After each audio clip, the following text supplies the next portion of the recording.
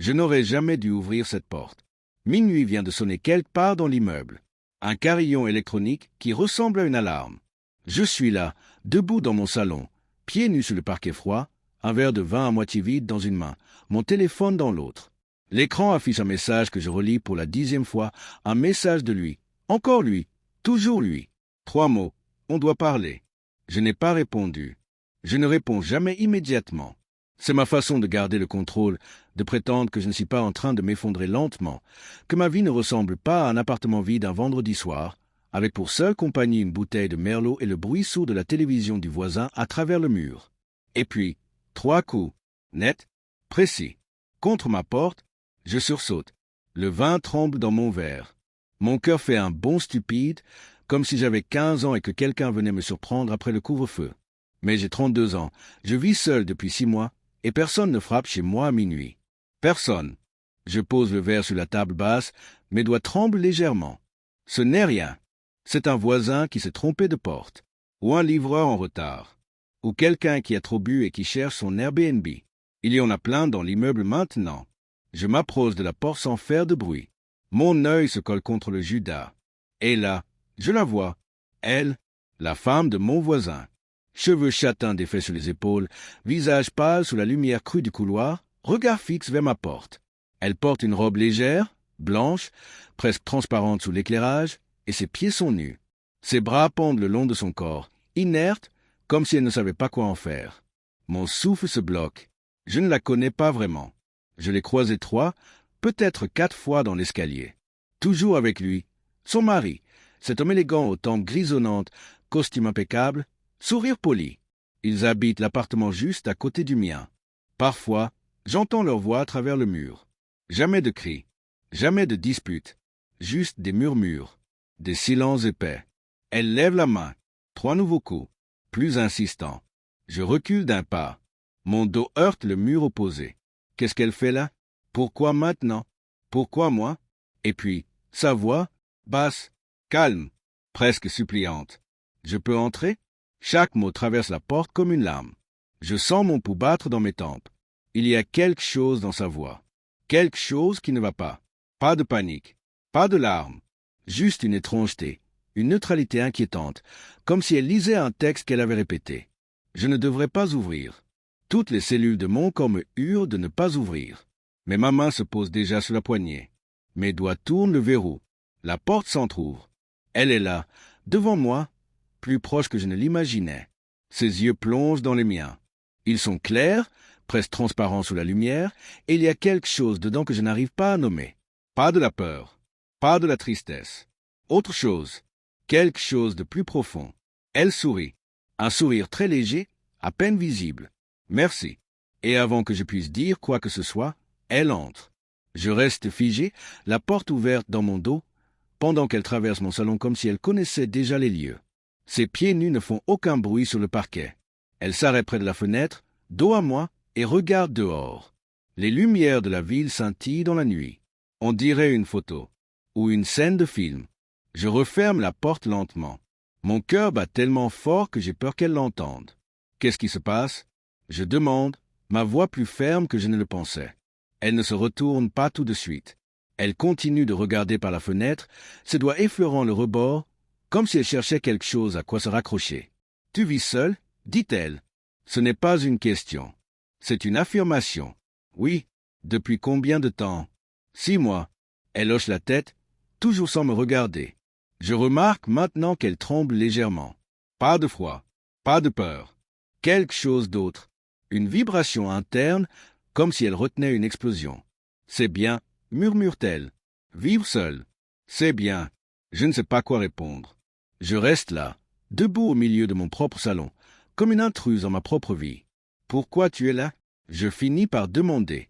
Elle se retourne enfin. Ses yeux se posent sur moi. Et cette fois, je vois quelque chose. De la douleur. Beaucoup de douleur. Mais aussi autre chose. De la détermination. Ou peut-être de la folie.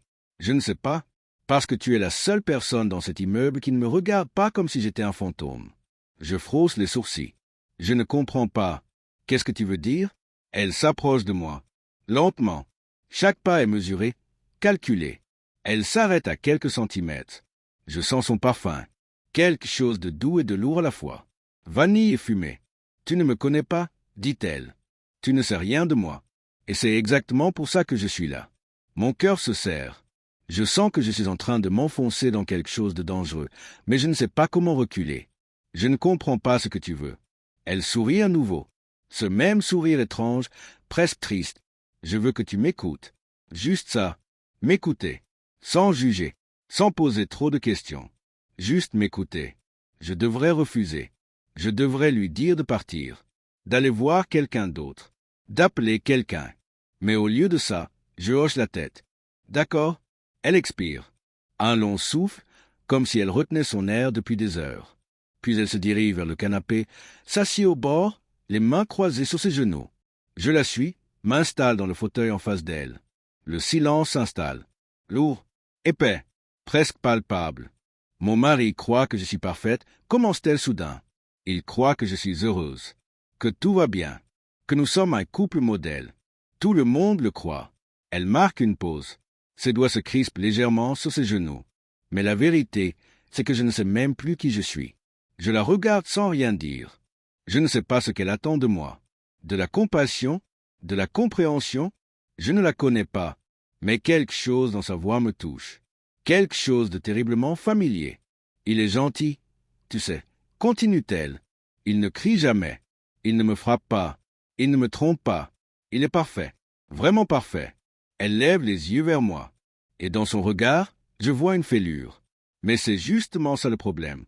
Il est tellement parfait que je n'existe plus. Je sens mon estomac se nouer. Je connais cette sensation.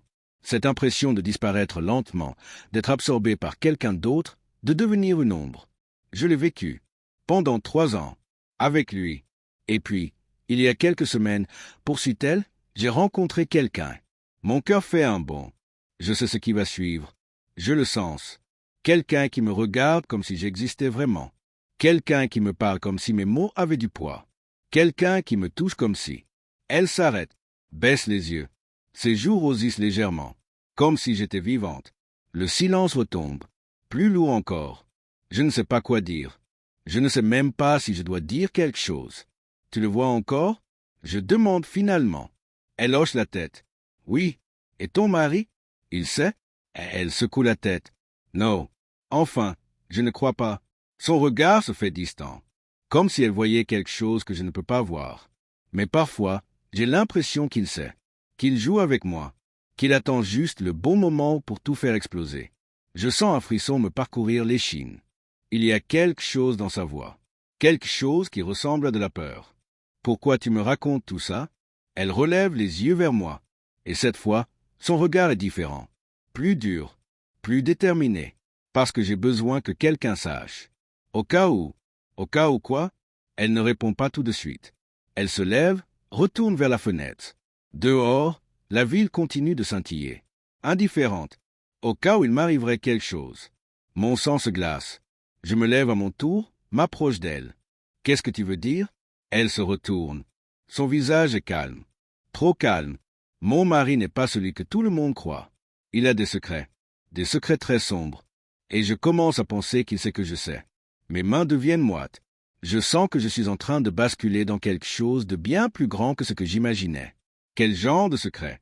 Elle hésite, puis elle plonge sa main dans la poche de sa robe et en sort un petit objet.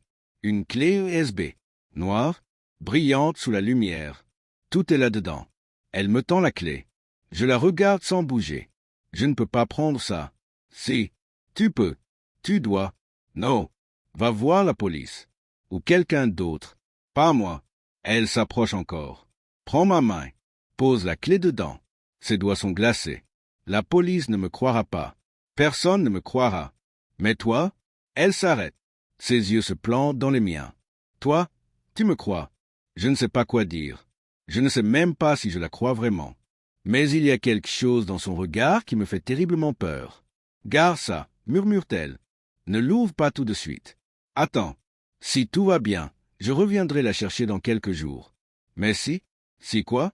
Si je ne reviens pas, alors ouvre-la et fais ce qu'il faut. Mon cœur bat à tout rompre. Je veux lui rendre cette clé. Je veux qu'elle parte, Je veux retourner à ma soirée tranquille avec mon verre de vin et mes problèmes insignifiants. Mais je ne peux pas.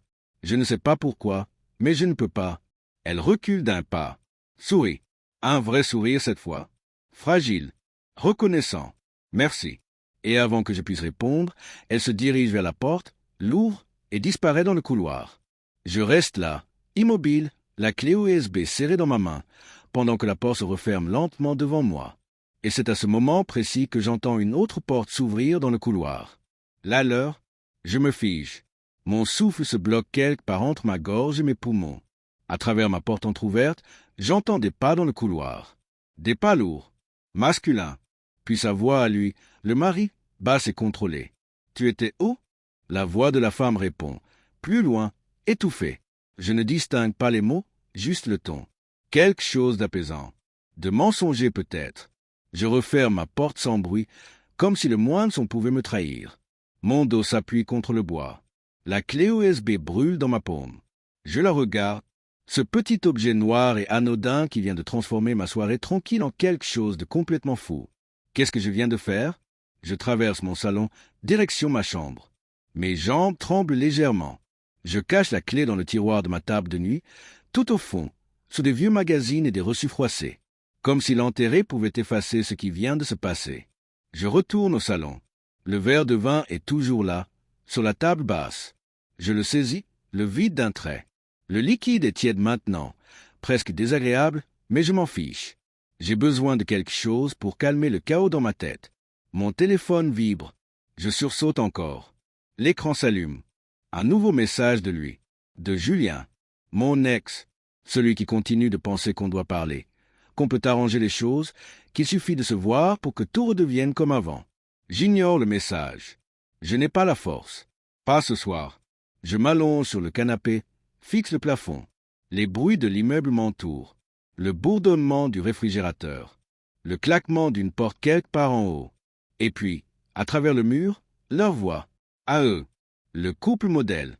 Je tends l'oreille malgré moi. Sa voix, lui, est calme. Trop calme. Celle d'un homme qui contrôle chaque intonation, chaque mot. Je n'entends pas ce qu'il dit, mais je sens la tension. Cette tension invisible qui traverse les murs et vient se glisser dans mon appartement. Puis le silence. Total. Absolu. Je ferme les yeux. Essaie de dormir. Mais mon cerveau refuse de s'éteindre. Il rejoue la scène en boucle. Son visage. Ses mots. Cette clé. Au cas où il m'arriverait quelque chose. Qu'est-ce qu'elle a vu? Qu'est-ce qu'elle sait? Et surtout, pourquoi moi? Le lendemain matin, je me réveille sur le canapé, raide et fatigué. La lumière du jour traverse les rideaux, trop vive, trop agressive. Je me redresse, regarde autour de moi. Pendant une seconde, j'ai presque l'impression d'avoir rêvé. Mais non, la bouteille de vin vide est toujours là. Et la clé USB aussi, cachée dans ma chambre, réelle et lourde de secrets. Je prends une douche, longue, brûlante, comme si l'eau pouvait laver la nuit dernière. Puis je m'habille, jean noir et pull oversize, mes vêtements de week-end, ceux dans lesquels je me sens invisible. Je prépare du café. Fort, très fort. Et je m'installe à la petite table près de la fenêtre, celle qui donne sur la cour intérieure. D'ici, je peux voir quelques fenêtres des appartements d'en face, des vies encadrées dans des rectangles de verre. Certaines sont éclairées, d'autres fermées. Chacune cache ses propres secrets. Mon téléphone vibre encore. Julien. Encore. Cette fois, j'ouvre le message. Léa, s'il te plaît. Juste un café. Juste une conversation. Je t'en supplie. Je soupire. Julien. Mon erreur. Ma belle erreur. 3 ans avec lui. 3 ans à me perdre lentement dans ses besoins, ses attentes, ses projets. 3 ans à devenir une version édulcorée de moi-même, une Léa polie, accommodante, silencieuse. Jusqu'à ce que je n'en puisse plus. Jusqu'à ce que je parte, il y a 6 mois. Et depuis, il ne lâche rien. Message, appel, apparition surprise devant mon immeuble. Toujours avec ce même regard de chien battu, cette même supplique dans la voix. Juste une chance. Juste une dernière fois. Je tape une réponse rapide. Non. Puis j'efface. J'écris autre chose. Arrête. J'efface encore. Finalement, je ne réponds rien. Je pose le téléphone face contre la table. Un bruit dans le couloir me fait lever la tête. Des pas, puis des voix. Je reconnais immédiatement celle du mari. Grave, Posé. Il parle avec quelqu'un. Un autre homme. Je ne distingue pas les mots, mais le ton est professionnel. Cordial. Puis le silence revient. Je finis mon café. Essaie de me concentrer sur ma journée. Samedi. Course. Ménage. Peut-être une série sur Netflix. Une journée normale. Sauf que rien n'est normal maintenant. Je résiste pendant 2 heures. 2 heures à tourner en rond dans mon appartement, à ranger des choses qui n'ont pas besoin d'être rangées, à faire défiler mon téléphone sans rien voir. Puis je craque. Je retourne dans ma chambre. Ouvre le tiroir de la table de nuit. La clé USB est là, exactement où je l'ai laissée. Je la prends. La soupèse. Si légère. Si dangereuse. Ne l'ouvre pas tout de suite. Elle a dit. Attends. Mais attendre quoi? Qu'elle revienne? Qu'il se passe quelque chose? Je retourne au salon, m'installe devant mon ordinateur portable. La clé entre mes doigts. Mon cœur bat plus vite. Je sais que je ne devrais pas, que je devrais attendre, lui faire confiance. Mais la curiosité est plus forte, ou peut-être la peur. J'insère la clé dans le port USB. L'ordinateur émet un petit son. Une fenêtre s'ouvre. Un seul dossier, intitulé « Vérité ». Mon estomac se noue. Je clique. À l'intérieur, des fichiers. Des dizaines de fichiers. Photos, documents PDF, fichiers audio. Tout est organisé par date. Les plus anciens remontent à 2 ans. Je commence par les photos. La première montre le mari, seul, dans un restaurant chic, face à un autre homme. Costume sombre, cheveux gominés. Il parle. Rien d'étrange en apparence. Juste 2 hommes en train de dîner. Je passe à la suivante. La même scène, mais prise sous un autre angle. Cette fois, on voit l'homme en costume glisser une enveloppe sur la table. Le mari la prend, la range dans sa veste. Discrètement, je fronce les sourcils. Peut-être du business. Rien de suspect. Je continue. D'autres photos, d'autres restaurants, d'autres hommes. Toujours des enveloppes, toujours ces gestes furtifs. Et puis, une photo différente. Le mari, devant un immeuble que je ne reconnais pas. Il tient une clé. Entre. La photo suivante le montre à l'intérieur. Un appartement vide. Enfin, presque vide. Des cartons. Des meubles couverts de drap blanc. Et au centre de la pièce, une femme. Jeune. 25 ans peut-être. Cheveux blonds. Robe courte. Elle sourit. Lui aussi. Mon cœur se serre. Je clique sur la photo suivante. Ils sont plus proches. Elle rit. Sa main sur son bras à lui. Suivante. Ils s'embrassent. Je recule instinctivement. Comme si l'écran pouvait me brûler. Donc ça, c'est ça son secret. Une maîtresse. Classique. Pathétique. Mais pas vraiment un secret très sombre comme elle l'a dit. Je continue à parcourir les fichiers. Plus de photos. Différentes femmes. Différents appartements.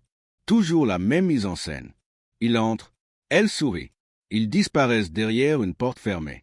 Puis je tombe sur un document PDF. Intitulé « Contrat ». Je l'ouvre. Mon sang se glace. Ce ne sont pas des contrats de travail. Ce sont des accords financiers, entre le mari et ses femmes. Des sommes d'argent, énormes. En échange de quoi? Le document ne le dit pas explicitement, mais les termes utilisés sont clairs. Disponibilité, discrétion, exclusivité temporaire. Il paie ses femmes. Je sens la nausée monter. Ce n'est pas une simple infidélité. C'est organisé, calculé, systématique. Je ferme le document, ouvre un fichier audio. Ma main tremble sur la souris. Un clic, une voix, celle du mari. Calme, froide. Il parle au téléphone. Oui, je comprends. Non, ça ne pose pas de problème. Elle ne saura rien. Personne ne saura rien. Vous avez ma parole. Une pause. Puis, l'argent sera transféré demain, comme convenu. Et après ça, on n'en parle plus. Jamais. Le fichier se termine. Je reste figé devant l'écran. Mon cerveau essaie de reconstituer le puzzle. Un homme respectable, marié, qui paie des femmes, qui cache tout, qui manipule, qui ment. Mais pourquoi sa femme a-t-elle tout ça? Comment a-t-elle obtenu ces preuves? Je continue à fouiller. Et là, tout au fond du dossier, je trouve un dernier fichier. Un document texte, intitulé « MON Histoire ». Je l'ouvre et je commence à lire. Si tu lis ceci, c'est que je ne suis plus là, ou que je ne peux plus parler. Mon nom est Amélie. J'ai 34 ans. Je suis marié depuis 8 ans à un homme que je pensais connaître. Mais je me trompais. Mon mari n'est pas celui qu'il prétend être. Il a une double vie. Plusieurs doubles vies en fait. Des appartements secrets. Des femmes qu'il paie. Des transactions que je ne comprends pas complètement. Mais ce n'est pas le pire. Le pire, c'est que j'ai rencontré quelqu'un. Quelqu'un qui m'a ouvert les yeux. Quelqu'un qui m'a montré ce que c'était que d'être vraiment vivante. Et mon mari le sait. Je ne sais pas comment, mais il le sait.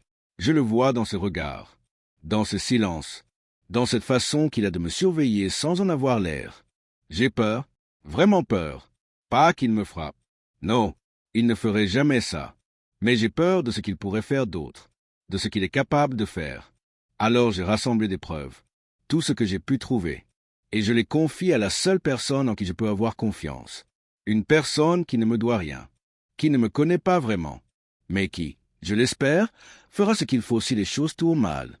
Si tu lis ceci, s'il te plaît, va voir la police. Montre-leur tout. Dis-leur qui il est vraiment. Ne le laisse pas s'en tirer. Et si tu peux, essaie de retrouver l'homme que j'aime. Il s'appelle Théo. Théo Marchand. Dis-lui que je suis désolé. Dis-lui que je n'ai pas eu le courage de partir à temps. Le texte se termine là. Je fixe l'écran, incapable de bouger. Mon cœur cogne dans ma poitrine. Amélie. Elle s'appelle Amélie. Et elle pense qu'elle va mourir. Un bruisseau à travers le mur me fait sursauter. Quelque chose est tombé. Ou quelqu'un. Puis des voix. Étouffées. Tendues. Je me lève d'un bond. Traverse le salon. Colle mon oreille contre le mur. Les voix sont plus fortes maintenant. Celle du mari. Celle d'Amélie. Je ne distingue pas les mots, mais le ton est clair. Une dispute. Ou pire. Puis un cri. Court. Brusquement interrompu. Puis plus rien. Le silence qui suit est le plus terrifiant que j'ai jamais entendu. Je sors la clé USB de ma poche. La pose sur la table entre nous. Julien la regarde sans comprendre. Qu'est-ce que c'est? Des preuves. Contre quelqu'un. Quelqu'un de dangereux. Son regard change. Devient plus attentif. Plus sérieux. Le Julien avocat remplace le Julien ex-petit ami désespéré. Des preuves de quoi exactement? Je lui raconte tout. Amélie qui frappe à ma porte. La clé. Les fichiers. Les photos. Les contrats. Les messages. Sa disparition. Le mari qui sait. Qui me surveille. Qui me menace à mots couverts. Julien m'écoute sans m'interrompre. Son visage se durcit à mesure que je parle. Quand je termine, il reste silencieux un long moment. Puis il prend la clé. Tu ne peux pas garder ça chez toi. Je sais. Et tu ne peux pas aller voir la police seule. Pas sans préparation. Ces types-là, s'ils ont autant d'argent et de pouvoir que tu le dis, ils ont des avocats. Des bons. Qui vont tout faire pour te discréditer. Alors qu'est-ce que je fais? Il réfléchit. Ses doigts tapotent la table. D'abord, on fait des copies. Plusieurs. On les met en sécurité. Ensuite, je contacte un ami commissaire. Quelqu'un de confiance. On lui présente les preuves correctement. Avec un dossier en béton. Et on te protège. Me protéger comment? Tu ne retournes pas chez toi. Pas tout de suite. Tu restes quelques jours ailleurs. Chez moi si tu veux. Je secoue la tête immédiatement. Non, pas chez toi. Chez ta sœur alors. Ou à l'hôtel. N'importe où sauf dans cet immeuble. Il a raison. Je le sais. Mais l'idée de fuir mon propre appartement, de laisser cet homme gagner, me révolte. Et Amélie? S'il lui est arrivé quelque chose? Si elle a besoin d'aide maintenant? Justement, plus vite on agit, plus vite on peut la retrouver. Mais il faut le faire intelligemment. Je hoche la tête. Il tend la main vers la mienne. Je la retire doucement. Léa, je sais que les choses entre nous. Julien, s'il te plaît, pas maintenant. Il soupire, hoche la tête. D'accord, on se concentre sur ça. Mais après, quand tout sera fini, on pourra parler? Vraiment parler? Je ne réponds pas. Il prend ça pour un oui. Viens, on va chez moi. Je fais les copies. J'appelle mon contact. Et demain matin, on va voir les flics ensemble. Nous sortons du café. Le froid me saisit à nouveau. Julien propose de prendre sa voiture. J'accepte, tout plutôt que de retourner dans cet immeuble maintenant. Nous roulons en silence pendant 10 minutes. Julien habite un quartier chic de l'autre côté de la ville. Un appartement que je connais bien. J'y ai vécu pendant 2 ans, avant de comprendre que je m'y étouffais. Il se gare dans le parking souterrain. Nous montons. Rien n'a changé. Le même mobilier moderne. les mêmes couleurs neutres, la même absence de vie. Et après ça, on n'en parle plus. Jamais. Le fichier se termine.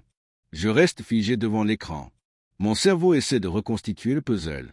Un homme respectable, marié, qui paie des femmes, qui cache tout, qui manipule, qui ment. Mais pourquoi sa femme a-t-elle tout ça? Comment a-t-elle obtenu ces preuves?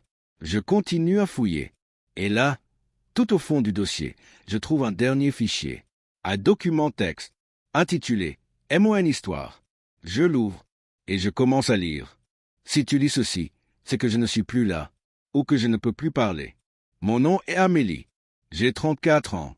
Je suis marié depuis 8 ans à un homme que je pensais connaître. Mais je me trompais. Mon mari n'est pas celui qu'il prétend être. Il a une double vie. Plusieurs doubles vies en fait.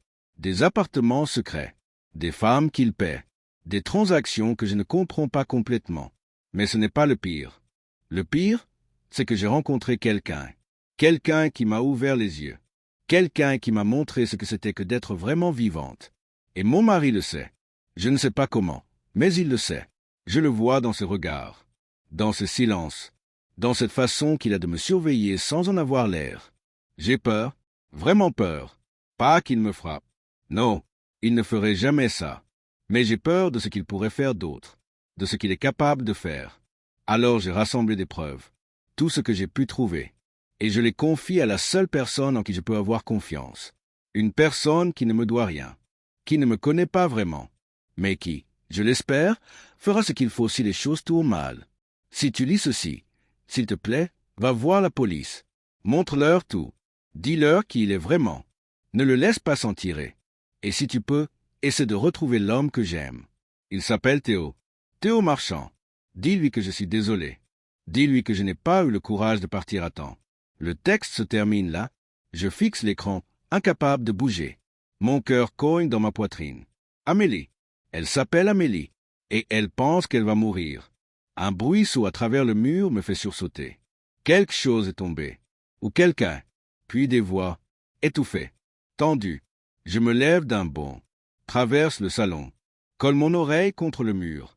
Les voix sont plus fortes maintenant. Celle du mari. Celle d'Amélie. Je ne distingue pas les mots, mais le ton est clair. Une dispute. Ou pire. Puis un cri. Court. Brusquement interrompu. Puis plus rien. Le silence qui suit est le plus terrifiant que j'ai jamais entendu. Je sors la clé USB de ma poche. La pose sur la table entre nous. Julien la regarde sans comprendre. Qu'est-ce que c'est? Des preuves. Contre quelqu'un. Quelqu'un de dangereux. Son regard change. Devient plus attentif. Plus sérieux.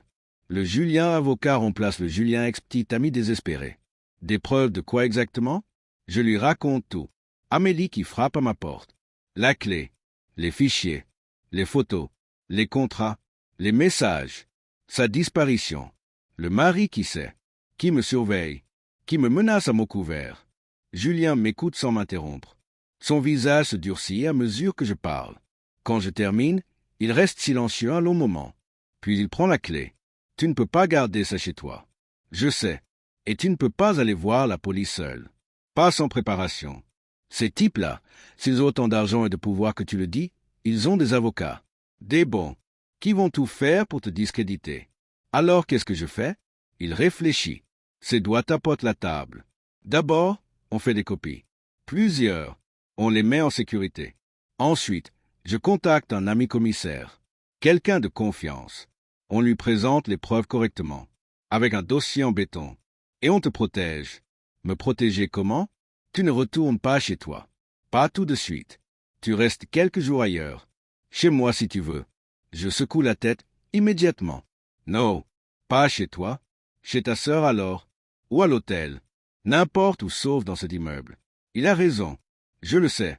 Mais l'idée de fuir mon propre appartement, de laisser cet homme gagner, me révolte. Et Amélie? S'il lui est arrivé quelque chose? Si elle a besoin d'aide maintenant? Justement, plus vite on agit, plus vite on peut la retrouver. Mais il faut le faire intelligemment. Je hoche la tête. Il tend la main vers la mienne. Je la retire doucement. Léa, je sais que les choses entre nous. Julien, s'il te plaît, pas maintenant. Il soupire, hoche la tête. D'accord, on se concentre sur ça. Mais après, quand tout sera fini, On pourra parler? Vraiment parler? Je ne réponds pas. Il prend ça pour un oui. Viens, on va chez moi.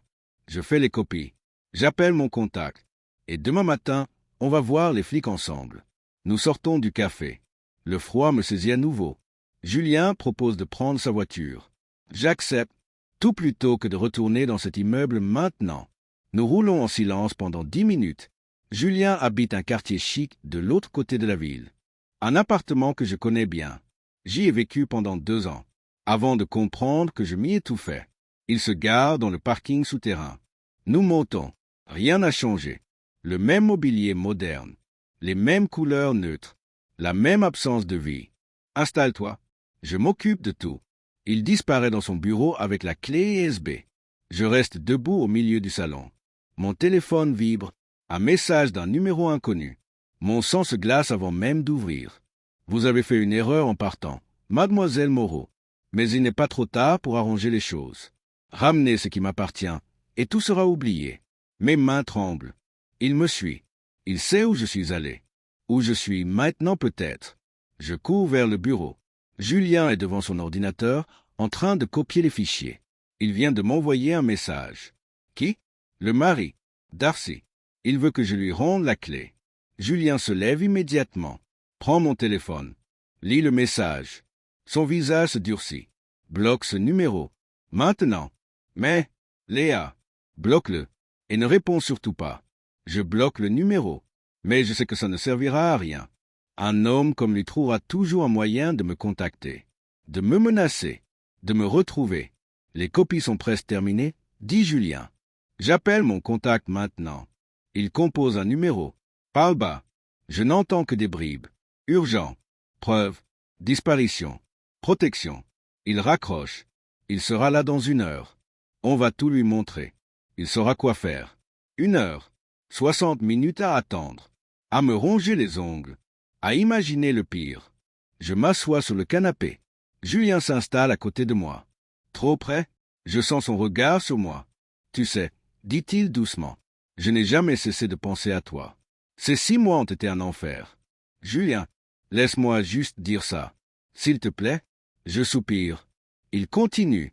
J'ai compris mes erreurs. J'ai compris que je t'étouffais, que je voulais te contrôler, que je ne t'écoutais pas vraiment. Mais j'ai changé. Je peux changer. Si tu me donnes une chance, sa main se pose sur la mienne. Je ne la retire pas immédiatement, pas parce que je veux qu'elle soit là, mais parce que je suis trop fatigué pour me battre. Julien, je murmure, tu ne m'as pas écouté pendant 3 ans. Pourquoi ça changerait maintenant? Parce que je t'aime. Vraiment. Il se penche vers moi. Ses lèvres effleurent mon cou. Je sens son souffle chaud sur ma peau. Une partie de moi veut le repousser. L'autre, épuisé par cette journée de cauchemar, se laisse aller. Juste un instant. Juste pour oublier. Ses mains glissent dans mes cheveux. Ses lèvres remontent vers ma mâchoire. Je ferme les yeux. Essaie de ne pas penser. De juste ressentir. Mais l'image d'Amélie s'impose. Son visage. Sa voix. Sa peur. Et soudain, je réalise. Je suis en train de faire exactement ce qu'elle a fait. Me réfugier dans les bras de quelqu'un parce que j'ai peur. Parce que je suis seul. Parce que c'est plus facile que d'affronter la réalité. Je me recule brusquement. Non, je ne peux pas. Julien ouvre les yeux. Frustration et incompréhension dans le regard. Léa. Non, Julien. Ce n'est pas ça que je veux. Ce n'est pas toi que je veux. Alors c'est quoi? C'est qui? Je ne sais pas. Mais ce n'est pas toi. Le silence s'installe. Lourd, blessé. Puis la sonnette retentit. Ça doit être Marc, dit Julien froidement. Il se lève. Va ouvrir. Un homme entre. La cinquantaine. Cheveux gris. Regard perçant. Marc Ferreira. Commissaire divisionnaire. Julien me présente. Nous nous installons autour de la table. Je raconte à nouveau toute l'histoire. Marc écoute attentivement. Examine les fichiers sur l'ordinateur de Julien. Son visage reste impassible. Quand je termine, il se cale dans sa chaise. C'est du lourd, très lourd. Mathieu Darcy est connu dans nos services, mais on n'a jamais pu rien prouver contre lui. Trop intelligent, trop prudent. Alors ces preuves suffisent? Peut-être. Il faut que je les fasse examiner par notre équipe.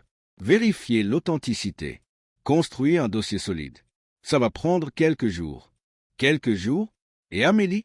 Elle a peut-être besoin d'aide maintenant. Je comprends votre inquiétude. Mais si on agit trop vite, on risque de tout faire capoter. Darcy a des relations, des avocats puissants. On doit être irréprochable. Il me regarde droit dans les yeux. En attendant, vous ne retournez pas chez vous. C'est trop dangereux. Où est-ce que je vais aller? Vous avez de la famille? Des amis? Ma sœur. À Lyon. Parfait. Prenez le premier train demain matin. Restez chez elle quelques jours. Le temps qu'on mette tout en place. Et si elle est en danger? Amélie? On lance une recherche discrète dès ce soir. Mais officiellement, on ne peut rien faire tant qu'elle n'est pas portée disparue depuis plus de 48 heures. C'est absurde. Ce sont les règles, mademoiselle. Mais avec ces preuves, on peut accélérer les choses. Faites-moi confiance. Je n'ai pas le choix. Je hoche la tête. Marc se lève, récupère une des copies de la clé USB, serre la main de Julien, puis la mienne. Vous avez fait preuve de courage. Beaucoup de gens auraient ignoré tout ça. Vous avez peut-être sauvé une vie, ou perdu la mienne, je pense. Mais je ne le dis pas. Il part. Julien referme la porte, se tourne vers moi. Tu peux dormir dans la chambre d'Ami cette nuit. Demain, je t'accompagne à la gare. Merci. Le silence revient, pesant, chargé de tout ce qui n'a pas été dit. Je vais me coucher. Je murmure. Léa. Je me retourne. Il me regarde avec cette même intensité qu'avant. Cette intensité qui m'attirait il y a 4 ans, qui me pesait il y a 1 an, qui me laisse indifférente maintenant. Tu es sûr que tu ne veux pas? Je suis sûr. Il hoche la tête. Résigné. Je me dirige vers la chambre d'Ami. Ferme la porte. M'allonge tout habillé sur le lit. Fixe le plafond. Mon téléphone vibre. Un nouveau message. D'un nouveau numéro inconnu. Vous ne pouvez pas vous cacher éternellement. Je trouverai toujours un moyen de vous atteindre. Tout comme j'ai trouvé un moyen d'atteindre Amélie. Mon sang se glace. J'ai trouvé un moyen d'atteindre Amélie. Passé. Comme si c'était déjà fait. Comme si elle était déjà? Non. Je refuse d'y penser. Je bloque à nouveau le numéro. Éteins mon téléphone. Ferme les yeux. Essaie de dormir. Mais le sommeil refuse de venir. À la place, des images. Amélie à ma porte. Son visage pâle. Sa voix suppliante. Cette clé dans ma main. Ce poids invisible qui m'écrase maintenant. Au cas où il m'arriverait quelque chose. Les heures passent. Lentement. Douloureusement. Quand l'aube commence à pointer, je n'ai pas fermé l'œil. Je me lève. Sors de la chambre. Julien dort sur le canapé. Je le contourne sans bruit. Récupère mes affaires. Laisse un mot sur la table. Merci pour tout. Je pars seul. C'est mieux comme ça. Je sors de l'appartement. Prends un taxi jusqu'à la gare. Le train pour Lyon part dans 1 heure. Je m'installe dans un café. Commande un thé. Rallume mon téléphone. 3 messages de Julien. 2 appels manqués. Et un mail. De Marc Ferreira. Mademoiselle Moreau, nous avons du nouveau. Amélie Darcy vient d'être retrouvée. Vivante. Elle est à l'hôpital. Choc. Mais elle va bien. Contactez-moi dès que possible. Mon cœur bondit. Vivante. Elle est vivante. Je compose immédiatement le numéro de Marc. Où est-elle? Quel hôpital? Hôpital Saint-Louis. Mais attendez, je raccroche. Elle un taxi. Saint-Louis. Tout de suite. 20 minutes plus tard, j'arrive. Je me précipite à l'accueil. Demande sa chambre. L'infirmière hésite. Vous êtes de la famille? Je suis une amie. Elle m'a demandé de venir. Mensonge. Mais je m'en fiche. L'infirmière vérifie son ordinateur. Hoche la tête. Chambre 312. 3e étage. Je cours vers l'ascenseur. 3e étage. Couloir interminable. 312. La porte est entr'ouverte. Je la pousse lentement. Et je la vois. Amélie. Dans un lit d'hôpital. Pâle. Fatiguée. Mais vivante. Tellement vivante. Elle tourne la tête vers moi. Ses yeux s'écarquillent. Tu es venu. Sa voix est faible. Cassée. Mais réelle. Je m'approche. M'assois sur la chaise à côté du lit. Qu'est-ce qui s'est passé? Elle ferme les yeux. Une larme coule sur sa joue. Il m'a emmené dans un de ses appartements secrets. M'a enfermé. M'a dit que si je ne détruisais pas les preuves, il détruirait tout ce que j'aimais. Toi, Théo, tout le monde. Mon cœur se serre. Comment tu t'es échappé? Je ne me suis pas échappé. Il m'a laissé partir. Quoi? Elle ouvre les yeux, me regarde intensément. parce que je lui ai dit que j'avais détruit les preuves, que personne ne savait rien, que c'était fini. Mais c'est un mensonge. Évidemment, les preuves existent toujours. Grâce à toi, elle saisit ma main, la serre fort. Tu les as données à la police? Oui, hier soir, elle expire. Un long souffle de soulagement. Alors c'est fini. Vraiment fini. Je ne sais pas quoi dire. Je regarde cette femme qui était une étrangère il y a 2 jours, et qui a changé ma vie en l'espace d'une nuit. Et Théo? Je demande. Il est là, dans le couloir. Il n'a pas quitté l'hôpital depuis qu'ils m'ont amené. Tu veux que je l'appelle? Elle secoue la tête. Dans 1 minute. D'abord, je veux te dire merci. Sans toi, je serais... Elle s'arrête, incapable de finir sa phrase. Tu n'as pas à me remercier. Tu aurais fait pareil. Elle sourit. Un vrai sourire cette fois. Le premier que je lui vois. Peut-être, ou peut-être pas. On ne sait jamais vraiment ce qu'on ferait avant d'être confronté au moment. La porte s'ouvre. Un homme entre. Jeune. 30 ans peut-être. Cheveux bruns en bataille. Regard inquiet. Quand il voit Amélie, son visage se transforme. Pure adoration. Théo, murmure-t-elle. Il se précipite vers elle, prend son visage entre ses mains, l'embrasse doucement, lentement, comme s'il avait peur de la briser. Je détourne les yeux. Ce moment n'est pas pour moi. Je me lève discrètement, me dirige vers la porte, mais la voix d'Amélie me retient. Léa, je me retourne. Tu mérites quelqu'un qui te regarde comme Théo me regarde. Quelqu'un qui te voit vraiment. Ne te contente jamais de moi. Je hoche la tête, sors de la chambre. Le couloir est vide, silencieux. Je marche lentement vers l'ascenseur. Mon téléphone vibre. Un message de Marc. Mathieu Darcy vient d'être interpellé. Garde à vue. Les preuves sont solides. C'est terminé. Je m'arrête au milieu du couloir. Relis le message 3 fois. C'est terminé. Mon corps se relâche d'un coup. Toute la tension des dernières 48 heures s'évapore. Je m'adosse contre le mur. Respire profondément. Pour la première fois depuis 2 jours, je me sens en sécurité. Je descends. Sors de l'hôpital. L'air frais me fouette le visage. Le soleil brille. Les gens marchent. La vie continue.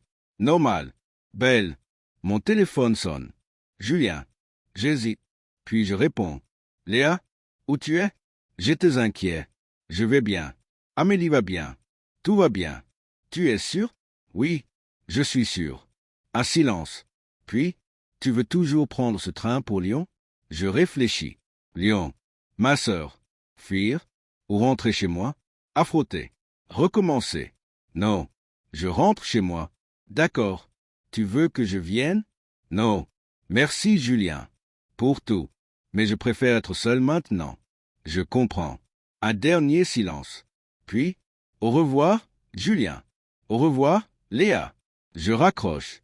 Et cette fois, je sais que c'est vraiment terminé. Pas seulement avec Darcy. Avec Julien aussi. Avec cette version de moi qui avait peur d'être seule. Qui se contentait de moi. Qui se laissait étouffer. Je haïs un taxi. Donne mon adresse. L'immeuble que j'avais fui hier me semble différent maintenant. Plus accueillant. Plus à moi. Je monte les escaliers. Ouvre ma porte. L'appartement est exactement comme je l'ai laissé. Verre de vin sur la table. Ordinateur ouvert. Vie interrompue. Je commence à ranger. Lentement. Méthodiquement. Comme si chaque objet remis à sa place reconstruisait quelque chose en moi. Mon téléphone vibre encore. Cette fois, un numéro que je ne reconnais pas. Mais pas de menace. Juste un message simple. Merci pour tout. Si tu as besoin de quoi que ce soit, n'hésite pas. Amélie. Je souris. Tape une réponse. Prends soin de toi. Et sois heureuse. Tu le mérites. Je pose le téléphone. Me fais un café. M'installe près de la fenêtre. La même fenêtre où Amélie se tenait il y a 2 nuits. Regardons la ville. Tremblant. Perdu. Maintenant c'est moi qui regarde. Mais je ne tremble pas. Je ne suis pas perdu. Je suis exactement là où je dois être. Seul, mais pas solitaire. Libre, vraiment libre. Et quelque part dans cette ville, une femme recommence sa vie avec l'homme qu'elle aime. Et un autre homme paie enfin pour ses crimes. Et moi, je suis là, dans mon petit appartement, avec mon café et mon silence. Et c'est suffisant. C'est même parfait. La porte d'Axe en grave côté ne s'ouvrira plus. Plus de bruits étranges. Plus de silence menaçant. Juste le vide. Un vide qui ne me fait plus peur. Parce que j'ai appris quelque chose ces 2 derniers jours. Quelque chose d'essentiel. Parfois, ouvrir sa porte à minuit change tout. Parfois, écouter une étrangère sauve une vie. Parfois, avoir peur ne veut pas dire être faible. Et parfois, être seul est le plus grand acte de courage qu'on puisse accomplir. Je finis mon café, souris à mon reflet dans la fenêtre, et je me dis que demain, je recommencerai, différemment, plus forte, plus moi. Mais pour ce soir, je vais juste respirer, exister, être, parce que c'est déjà énorme. Je recule du mur comme s'il venait de prendre feu. Mon cœur bat si fort que j'ai l'impression qu'il va exploser. Le silence persiste, épais, menaçant, comme si l'appartement d'Axe en grave côté avait été vidé de toute vie. Qu'est-ce que je fais? Qu'est-ce que je suis censé faire? J'attrape mon téléphone. Mes doigts tremblent tellement que je tape mal le code. 1 fois, 2 fois. Finalement, l'écran se déverrouille. Je fixe les chiffres d'urgence. 17 police. Il suffit d'appuyer. 3 secondes. C'est tout. Mais j'hésite. Et si je me trompe? Et si c'était juste une dispute ordinaire? Une assiette cassée? Un meuble renversé? Les flics débarquent, trouvent un couple embarrassé, et moi je passe pour la voisine parano qui appelle pour rien. Sauf que ce n'est pas rien. Pas après ce que je viens de voir sur cette clé. Pas après ce qu'elle m'a dit hier soir. Au cas où il m'arriverait quelque chose. Je pose le téléphone. Retourne vers le mur. Colle à nouveau mon oreille contre la surface froide. Rien. Toujours ce silence insupportable. Puis, très loin, une porte qui s'ouvre. Des pas, lourds, lents, puis la porte qui se referme. Je cours vers ma propre porte. Regarde par le Judas. Le couloir est vide. Mais j'entends l'ascenseur qui descend. Quelqu'un vient de partir. Lui? J'attends. 1 minute. 2. Puis je fais quelque chose de complètement fou. J'ouvre ma porte. Me glisse dans le couloir. Le sol est froid sous mes pieds nus. Je m'approche de leur porte. La sienne à elle. À eux. Je tends l'oreille. Rien. Pas un bruit. Pas un mouvement. Ma main se lève toute seule. Frappe 3 coups. Léger. Discret. Amélie? Ma voix est un murmure. Presque inaudible. J'attends. Pas de réponse. Je frappe encore. Plus fort cette fois. Amélie? C'est moi. Ta voisine. Tout va bien? Le silence me répond. Mon estomac se tord. Je sais que je devrais partir. Retourner chez moi. Appeler la police. Mais au lieu de ça, j'essaie la poignée. Elle tourne. La porte n'est pas verrouillée. Mon souffle se bloque. Je ne devrais pas entrer. Je ne devrais absolument pas entrer. Mais ma main pousse déjà la porte. Lentement, centimètre par centimètre. L'appartement se dévoile. Exactement comme le mien. Même disposition. Même mur blanc. Mais l'atmosphère est complètement différente. Tout est impeccable. Trop impeccable. Comme un décor de magazine. Aucun objet personnel visible. Aucune photo. Aucun désordre. Juste du mobilier design et du vide. Amélie? Ma voix résonne dans l'espace. Je fais un pas à l'intérieur. Puis un autre. Le salon est désert. La cuisine aussi. Tout est d'une propreté chirurgicale. Pas une tasse dans l'évier. Pas un magazine sur la table basse. Je me dirige vers le couloir qui mène aux chambres. Mon cœur tambourine. Chaque pas me rapproche de quelque chose que je ne veux pas voir. Mais je continue. La première porte, entr'ouverte, je pousse. Une chambre d'amis. Lit fait au carré. Rien d'autre. La deuxième porte, fermée. Ma main se pose sur la poignée. J'hésite. Puis je tourne. La chambre principale s'ouvre devant moi. Lit king size. Drap blanc immaculé. Et sur le lit, une robe. La robe blanche qu'elle portait hier soir. Froissée. Abandonnée. Mais pas elle. Je fais le tour de la pièce. Vérifie la salle de bain. Vide. Le dressing. Vide. Elle n'est pas là. Nulle part. Je retourne dans le salon. C'est là que je remarque. Sur la table basse. Un verre. Un seul. À moitié plein d'un liquide transparent. De l'eau? Ou autre chose? À côté, un téléphone. Son téléphone. Je le reconnais. Elle l'avait hier soir. Pourquoi elle serait partie sans son téléphone? Je le saisis. L'écran s'allume. Pas de code. Pas de verrouillage. Étrange. Comme si quelqu'un voulait qu'on puisse y accéder. Des notifications s'affichent. Des messages. Je les ouvre. Le dernier date d'il y a 20 minutes. D'un numéro inconnu. Tout est réglé. Plus besoin de s'inquiéter. Mon sang se glace. Qu'est-ce qui est réglé? De quoi parle-t-il? Je fais défiler les messages précédents. Il y en a des dizaines. Entre elles et ce numéro. Je commence à lire. Et plus je lis, plus je comprends. Théo, c'est lui. L'homme qu'elle aime. Celui qu'elle a mentionné dans son document. Les messages remontent à 3 mois. Au début, c'est innocent. Des conversations polies. Puis ça évolue. Des compliments. Des confidences. Des rendez-vous. Et finalement, des messages beaucoup plus intimes. Je pense à toi tout le temps. Tu me manques. J'ai envie de toi. Ce soir, mon appartement. Je ne peux plus attendre. Je sens une bouffée de chaleur monter en moi. Ces messages sont chargés d'une intensité presque palpable. On sent la passion, le désir, la transgression. Puis, plus récemment, le ton change. Devient inquiet. Il sait. J'en suis sûr. Il nous a vus. Calme-toi. Il ne sait rien. Tu imagines des choses. Non. Je le connais. Il joue avec moi. Il attend son moment. Alors pas. Viens chez moi. Maintenant. Je ne peux pas. Pas encore. J'ai besoin de preuves d'abord. Et puis ce matin, le dernier échange avant ce message cryptique. J'ai tout rassemblé. Je l'ai donné à quelqu'un. Si quelque chose m'arrive, il saura quoi faire. Pourquoi tu parles comme ça? Tu me fais peur. Promets-moi juste que tu m'attendras. Quoi qu'il arrive, je t'attendrai toujours. Puis plus rien pendant 3 heures. Jusqu'à ce message final. Tout est réglé. Je sens mes jambes flageoler. Je m'assois sur le canapé, le téléphone toujours en main. Mon cerveau essaie de reconstituer le puzzle. Amélie a découvert les secrets de son mari. Elle est tombée amoureuse de Théo. Elle a rassemblé des preuves. Elle me les a confiées. Et maintenant elle a disparu. Et son mari aussi est parti. Où sont-ils? Mon propre téléphone vibre dans ma poche. Je sursaute violemment. Le sort. Un numéro inconnu. J'hésite. Puis je décroche. Allô? Un silence. Puis une voix masculine. Grave? Posée. Mademoiselle Moreau? Mon cœur s'arrête. Comment connaît-il mon nom? Qui êtes-vous? Nous n'avons pas été présentés formellement. Je suis Mathieu Darcy, votre voisin. Le mari. C'est lui. Je jette un regard paniqué autour de moi. Je suis dans son appartement, avec le téléphone de sa femme en main. J'allais justement. Pas de panique, mademoiselle Moreau. Je sais que vous êtes chez moi. J'ai des caméras. Mon sang se fige. Des caméras. Il m'a vu entrer. Je voulais juste vérifier que tout allait bien. Je bredouille. J'ai entendu du bruit. C'est très attentionné de votre part. Sa voix est calme. Trop calme.